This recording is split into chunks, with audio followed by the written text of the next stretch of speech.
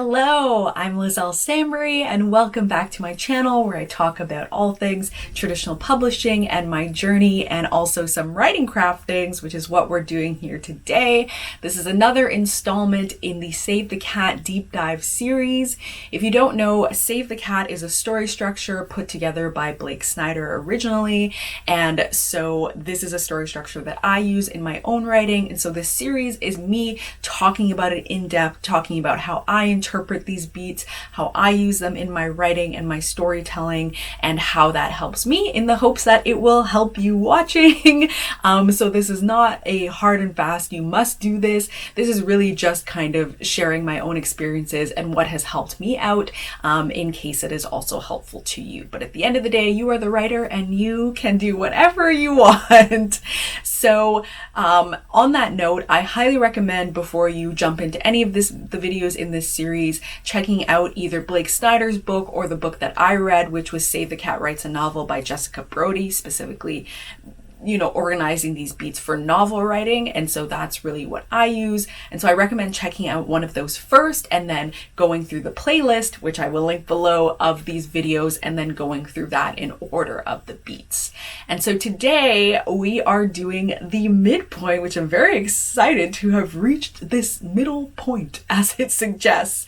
And I'm going to read to you how Save the Cat Writes a Novel defines what this midpoint should include. So it notes that these three things need to happen at the midpoint. So number one, the hero experiences either a false victory or a false defeat.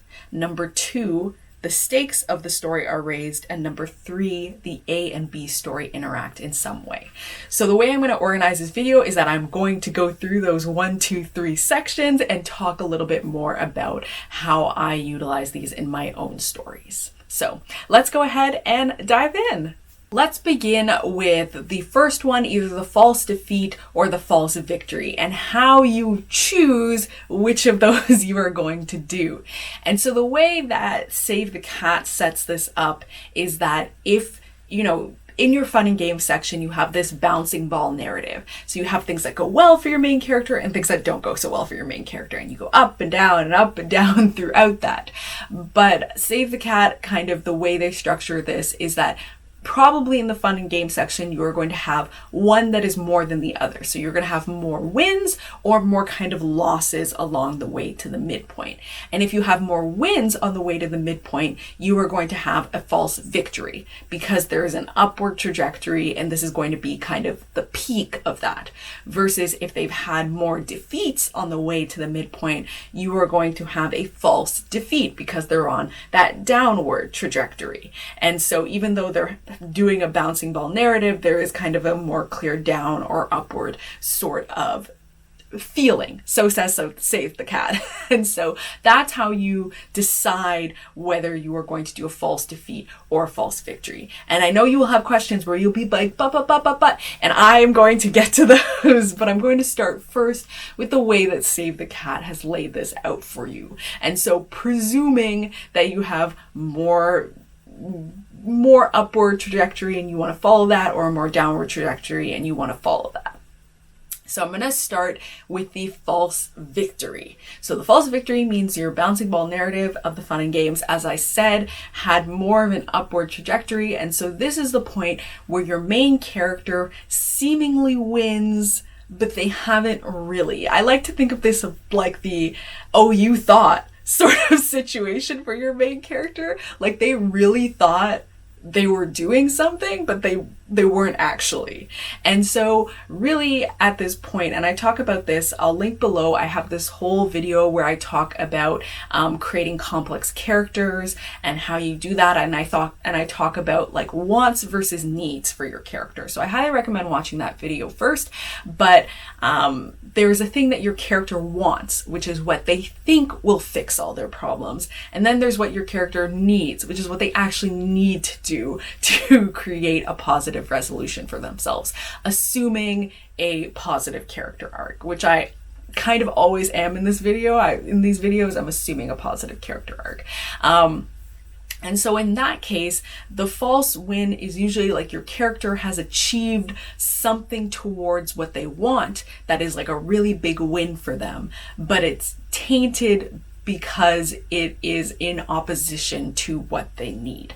And so, for example, say that your character is in like a Hunger Games type situation and they want to win and they think winning is going to fix all of their problems. And by Hunger Games situation, I mean kind of like a battle royale situation, like you have to kill everyone in order to survive. And so they feel, yes, winning this competition is going to solve all my problems. And so they want to like kill all the competitors off. And so they kill a competitor that was like really tough for them to defeat. And so that's the false win for them.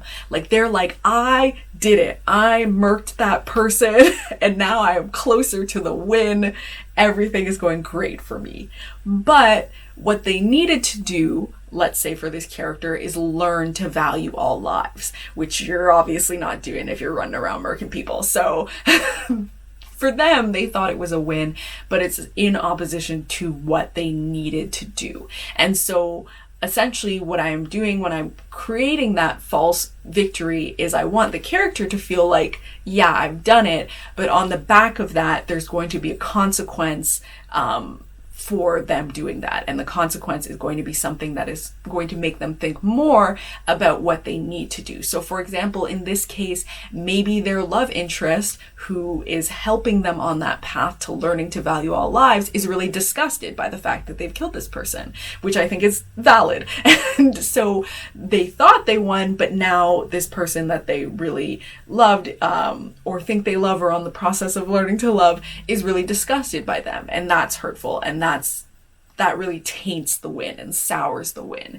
And so that's really how I think about this false victory, is you want your character to feel like, yes, I've like really done something, but on the back of that, and it doesn't have to be right away, but on the back of that, something is going to sour that win and make them think a little bit more about what they need, and will take away from that win from them, take away that bit of want, and get them to start thinking, oh, maybe this isn't actually what is going to help me achieve my goals. And so that's how I like to think of the false victory. Now in the false defeat, we are dealing with something completely opposite. So we are dealing with a low point for the main character. And so I like to think of the false defeat as the lie that the character believes catching up with them. And so I talk about this again in my video about creating complex characters, but I think of this as the lie. You might also think of this as a character's fatal flaw. Sometimes that's also discussed in story structure. But essentially, whatever the person believed that was pushing them towards what they want and not what they need, that is kind of how this false defeat is working in the way that I utilize this in my stories. Editing Liselle here. So I am reappearing because I decided in hindsight that I didn't like the example that I had chosen for talking about false defeat, and I thought it was actually more confusing than it was helpful. So I figured I would jump in here with a better example. So the example that I'm working with in this case is we have a character and kind of the lie that they believe is that you're only worth as much as you have. And so their whole quest, what they want to do is they want to steal this beautiful giant jewel. And they are sure that when they steal this beautiful giant jewel, they will become a rich person, they will be worth something, everything in their life will be fixed. But what they really need to do is they need to find worthiness within themselves that is not attached to monetary possessions. So say in this situation. So the false defeat that you can have is that they get caught.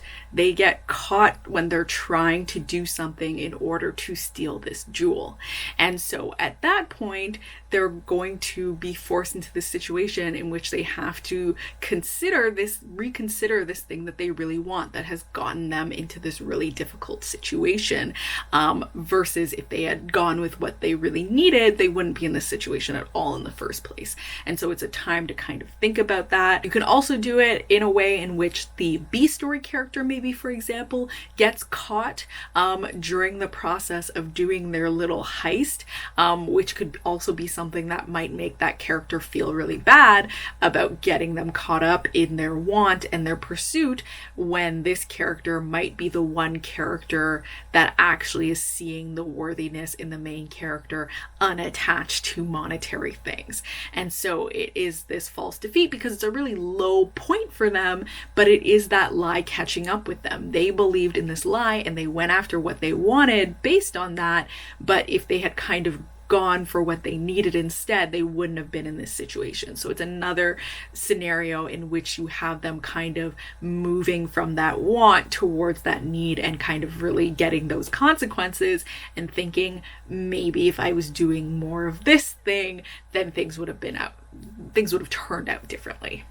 And this is the part where I address some of those questions or potential exclamations that I talked about earlier, which is, what about if in my bouncing ball narrative of my fun and games, I have an equal amount of ups and downs? Then what do I choose? Do I do false victory or false defeat? Or what if maybe in my fun and games section, I have like more defeats, but I have a really good idea for a false victory that I think is going to be really good?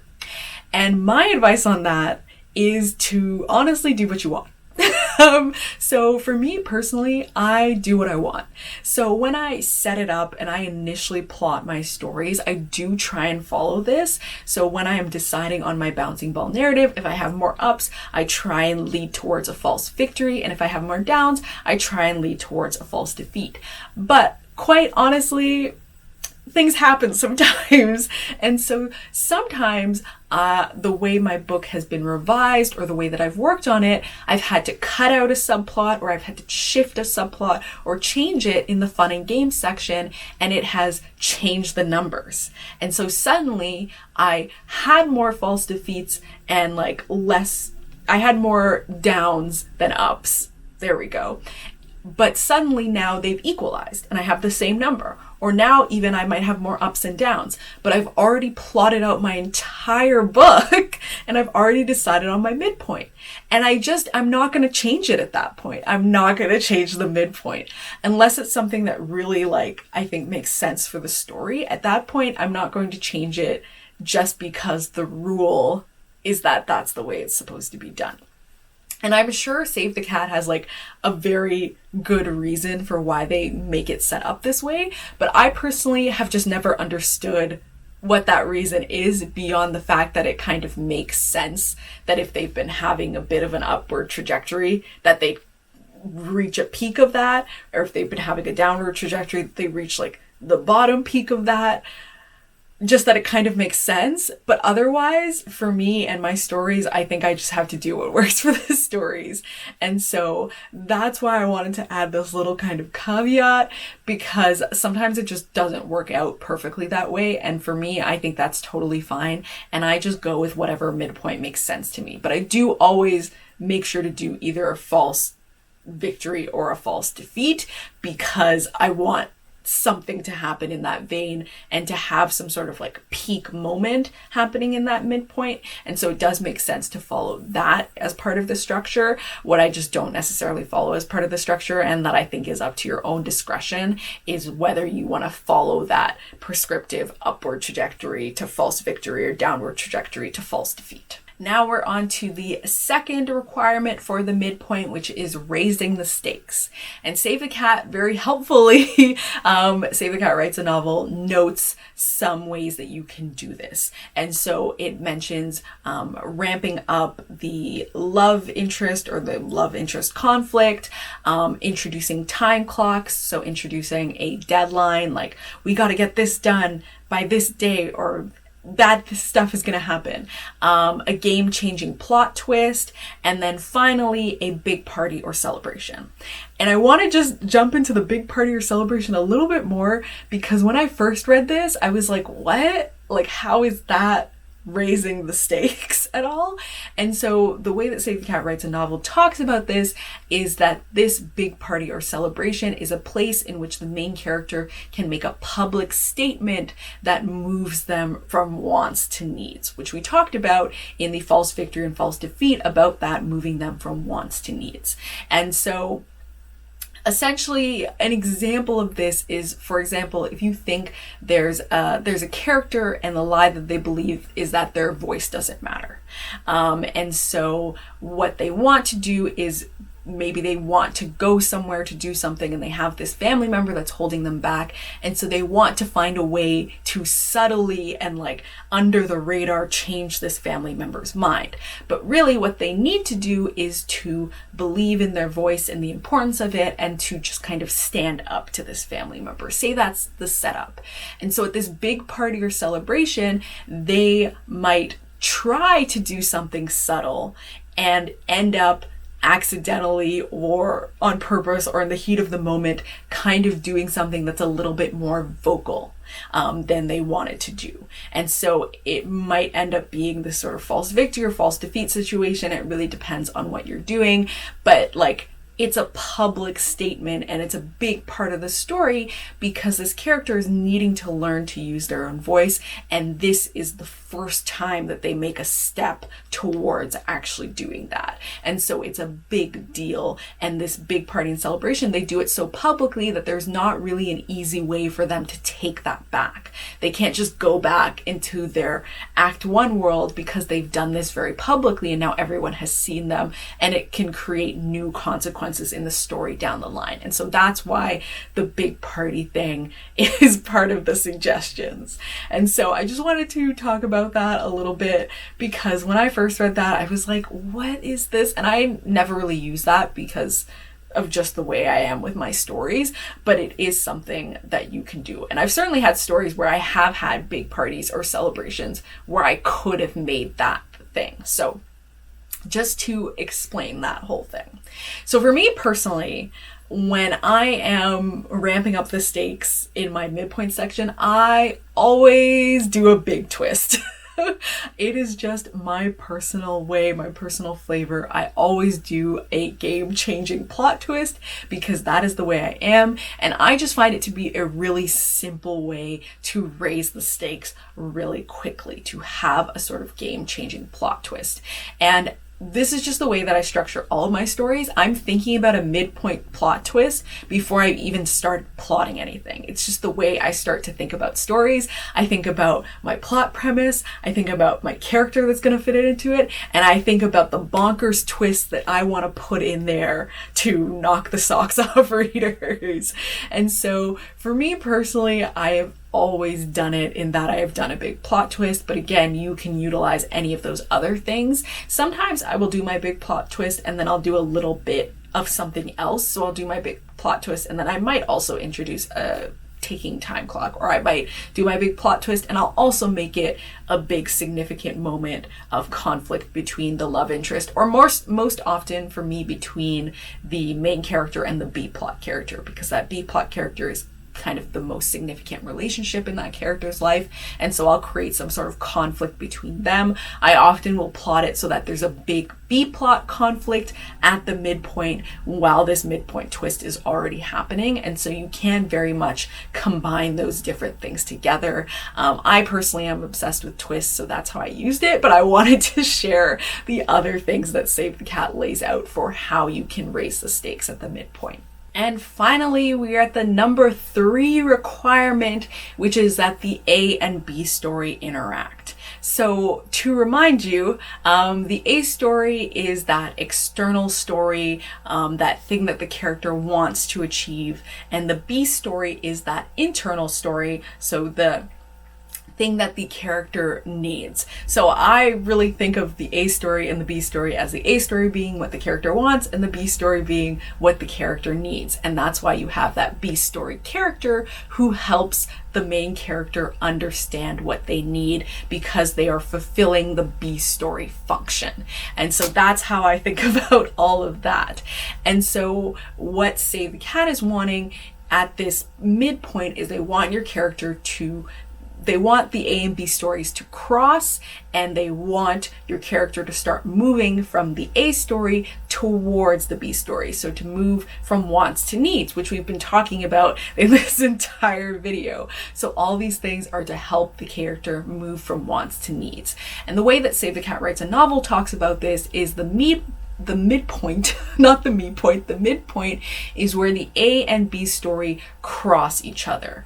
And this is the point at which I disagree with Save the Cat. Or perhaps I'm maybe not understanding what Save the Cat is saying, but I think about this differently. Because to me, your A and B story should have been interacting the whole time during this story. It should not just start to interact at the midpoint.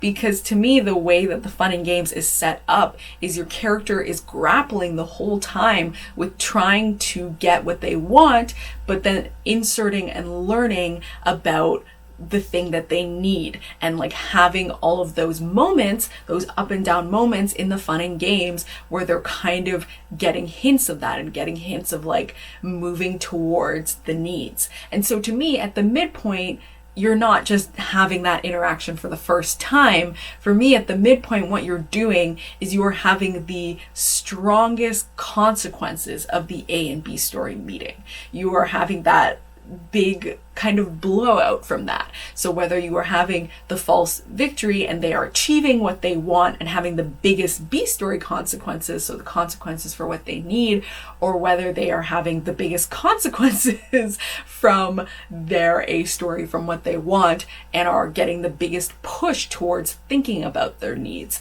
So to me, this is really more the biggest impactful moment where they start to think, what I want might actually be wrong and I should be moving towards what I need. And so it's not the first time this has come up, it is simply the most significant moment in the character's journey where they are thinking about this. And so that's where I kind of differentiate a little bit from Save the Cat, in that these interactions, as I said, should have always been happening, and this is just like a big moment.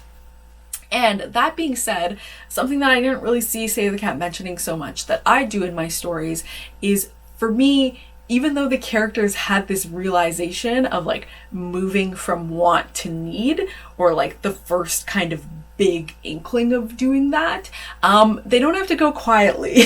So often with my characters, they are going kicking and screaming. They are doubling down. So even if in the back of their mind, they have that need going there and they're starting to think, maybe I should be doing this differently, maybe I should be doing this, they are really trying to make the want happen. They are trying to cling to the Act 2 world even as it slips out of their grasp. They are really trying to keep to what they want, even as they deal with what they need. So in that example of that Hunger Games type situation, I might have that character just go on a full-on killing spree and just go buck wild, but now that they're aware of the thing they need, they might be experiencing intense emotional guilt for doing that. Whereas before they had like an inkling, maybe they felt a little bit bad, or maybe they were like, maybe I don't have to do this. But now after this midpoint interaction, they're really thinking about it. And so they're super struggling, but at the same time, they are still doing all those things that are trying to fulfill the want. And so I say that because I think when the book says, and now they kind of start moving from want to need, it might seem like that is going to be this sort of seamless transition, but it really doesn't need to be. And I, in fact, don't like it to be, especially considering the beats that are coming after that are really just going to get worse and more difficult for your character's journey. This is kind of the moment where I really want to ramp up the character doubling down on this want and really trying to fight against this realization that they've had about maybe things would be better if I did the thing that I needed. And so that's the way I think about this midpoint A and B story interaction. And that's it for this midpoint video. I hope that was all clear to you. I know it's a little bit more terminology when we're talking about that A story and B story and wants and needs, but I feel like that's really the core of understanding this. And if you haven't checked out my video on creating complex characters, I highly recommend checking that out because that will help you a lot. But I also think that throughout the lifetime of this series, we've been talking a lot about character wants and needs. So I also hope that by the time you get here, you're like pretty much an expert on hearing me talk about those two aspects. And that will help things make a lot more sense. But if there's any confusion, if there's anything you have questions about, please put it in the description below and I will answer to the best of my ability. I am, of course, just answering to like how I would do it in my own stories, as I'm not like the Save the Cat expert. This is really just how I'm using it. But however I can help, I am happy to help. And the next Save the Cat video is going to be in July. I know that's a little bit a ways from where we are now, but I'm trying to stagger it all in with other content. And to make sure that I have time to do everything. And I always want to have a good amount of time to devote to these videos so that I can be really as clear as possible. And so that next video will be coming in July, and hopefully that way it will not feel too long. But if you like this video, please give it a thumbs up. If you haven't subscribed already, please subscribe. And thank you so much for watching. Bye!